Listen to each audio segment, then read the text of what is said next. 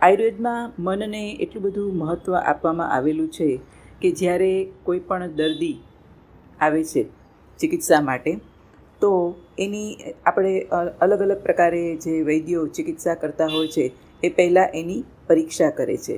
અલગ અલગ પ્રકારની પરીક્ષાઓ હોય છે. એમાં એક એના મનની પરીક્ષા, સત્વ પરીક્ષા, આચાર્ય ચરકે જે 10વિધ પરીક્ષા બતાવેલી છે એમાં એક છે સત્વ પરીક્ષા.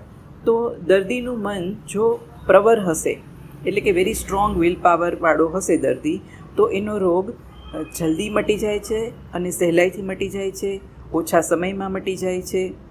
જ્યારે મધ્ય સત્વવાળો વ્યક્તિ જે હોય છે એને મટતા થોડી વાર લાગે છે અને એને થોડો સમય પણ લાગે છે અને એ થોડી પીડા પણ એને વધારે સહન કરવી પડે છે. જ્યારે જે અવર એટલે કે સૌથી જેનું મનોબળ બહુ કમજોર હોય છે, ઓછું હોય છે, તો એનો રોગ મટે અથવા તો ન પણ મટે. એટલા માટે પહેલાં સત્વ પરીક્ષા એ જરૂરી માનેલી છે.